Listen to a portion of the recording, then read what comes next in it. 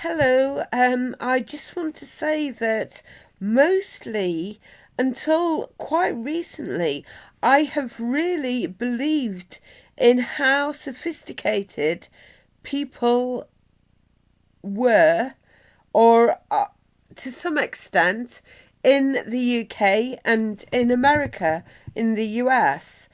I watched programs like Pointless here in the UK, and I was really convinced that almost everyone, in whatever walk of life they may be in this country, are particularly adept, articulate, sophisticated, and knowledgeable. Um, I began to doubt that.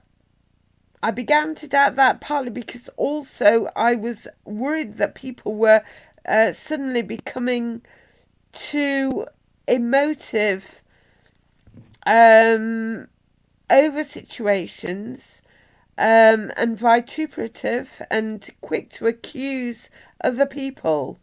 Um, they weren't appearing as rational as I'd hoped. And it was my worry that it was partly to do with them eating so much hormones in the meat. I was worried that that was causing disturbances to their brains and that people were becoming less able to think than they had been. Now, also, since someone did ask the question as to whether nuclear dumping at the poles, whether people thought that it would be warmer, colder under ice, rather than realizing that it might be more air trapped and warmer like an igloo for the nuclear waste. That did alert me if they have made a mistake that way, and no one is admitting it, apart from very few people, to the fact that maybe it isn't as sophisticated as I'd hoped.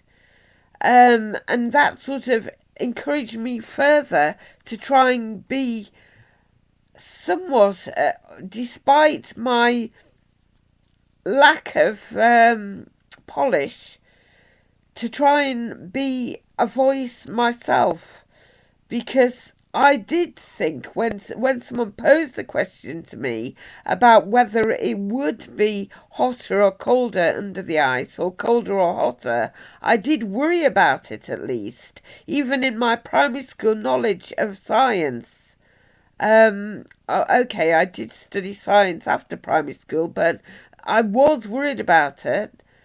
I hope that if there have been mistakes there, people will sort of try and find a way of doing things that may be better than if the melting of icebergs has been. And secondly, it did occur to me that the moon landing, it was a moon we're visiting. If we do go to other planets, they may have their own gravity situations attached to them. Such gravity situations that an air flight or a rocket might get torn up and landed bound to be a crash landing if there is gravity or attached to the planets. And surely there has to be some sort of gravitational pull, some sort of pull to do with the sun to keep them in place, partly. Now, the moon seems to be able to be kept in place, however, without it having gravity, but obviously it's an area of concern.